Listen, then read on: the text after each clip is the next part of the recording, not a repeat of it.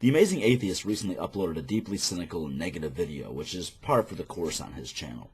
This one, however, was about his thoroughly negative perspective for the whole of humankind, and an attempt to justify his thesis that humanity is shit. While much of the atheist, skeptic, free-thinking community on YouTube doesn't take TJ seriously anymore, he still has an enormous audience, and I kind of look at him in the way that Luke looked at Darth Vader. I can still sense some good in there. I'd like to concede that TJ, or anybody else who looks at humanity cynically or with disappointment, doesn't have to work that hard to justify that perspective. When people attempt to say flowery things about how great we are as a species, it is easy to roll our eyes at it.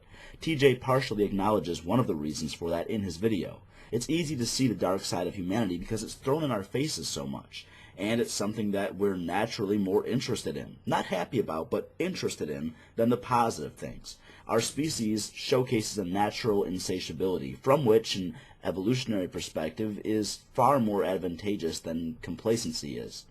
It's what drives us to constantly progress, rather than stagnate in terms of social or technological advancements. Because of that, we get more emotionally engaged in things that upset us than we do with things that we're content or even happy about. Bear that in mind when considering that the elements that TJ cites as evidence for the shittiness of all humanity are history books and the media. I'd argue that history, while documenting plenty of wars and other mistakes of our species, which we often still commit, also demonstrates a great deal of our aforementioned progress, showing how far we've come. Media is the most biased source that you can possibly cite in terms of evaluating the whole of humankind. Because we are so interested and engaged in the news that angers, alarms, and frightens us, of course newspapers and broadcasts are going to give disproportionate attention to negative events.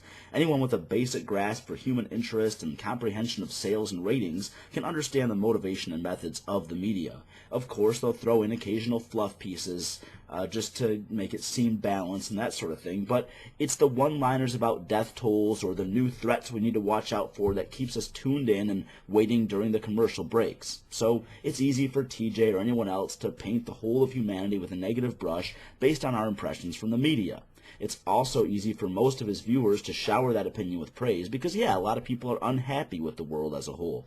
But I implore them and him and all of you to look deeper than the media or even pop culture before passing judgment on all of humankind. TJ says, and I quote, "Humanity at its worst is a bunch of murdering, warmongering jackals and rapists." I strictly disagree with that assessment, because even on the days which I am most disenchanted with the humanity as a whole, I would never consider the warmongering murders and rapists to constitute anywhere near the majority of humankind. TJ's willingness to say that at our worst, our entire population is a bunch of those people is clearly hyperbole. Even in crisis situations when a lot of people show their worst of their true colors and they're willing to riot and loot, there are still many people who would rather go hungry themselves than take food from the mouths of their neighbors. While we haven't holistically adopted that altruistic attitude on a global scale yet, and some of us haven't adopted it at all, we're still very young as a species. We're still shedding the shackles of things that hold us back.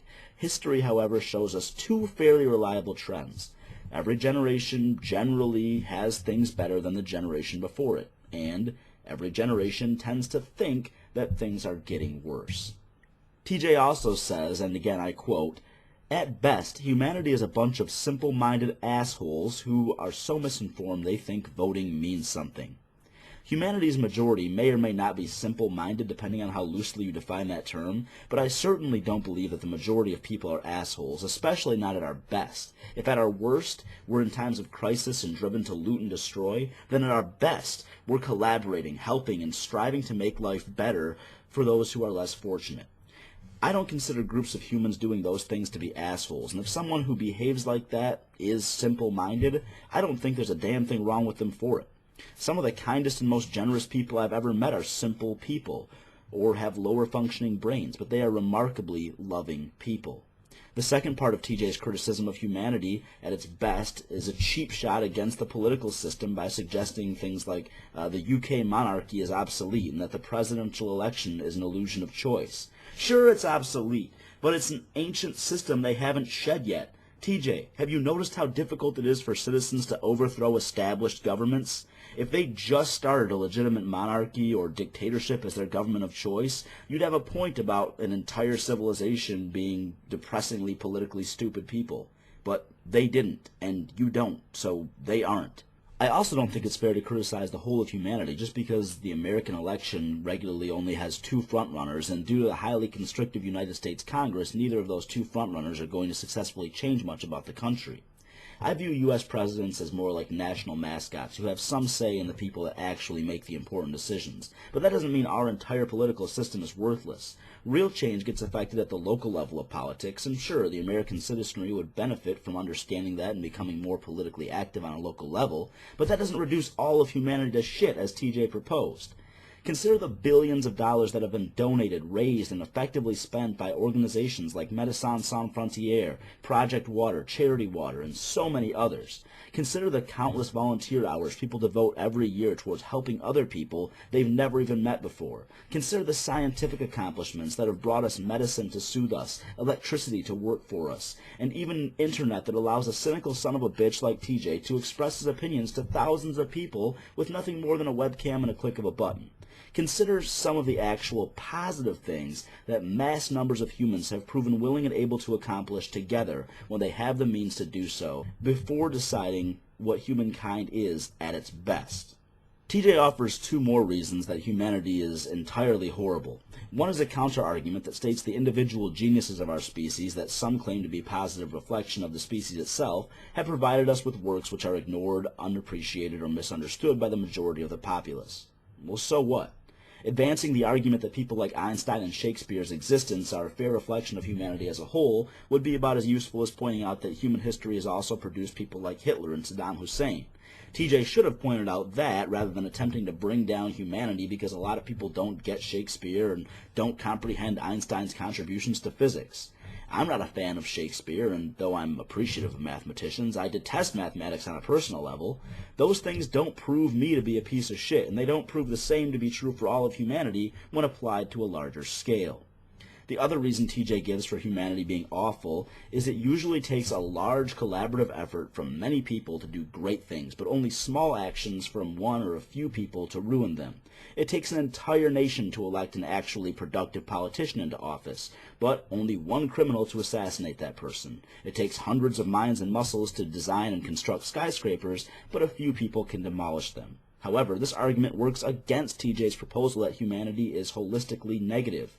If it takes a great deal of positive collaboration work from many people to make tangible progress, and it only takes a few bad people to diminish those great things, then it would be easy for even a relatively small number of people to keep us from progressing at all. But look around you.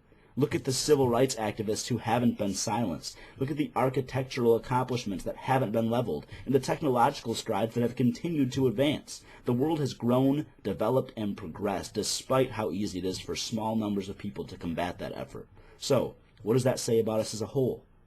I'm left with the current understanding of humanity as being an amalgamation of generally decent people who want the best for ourselves and our loved ones, and whose understanding of most concepts tends to be limited to our more immediate, tangible experiences.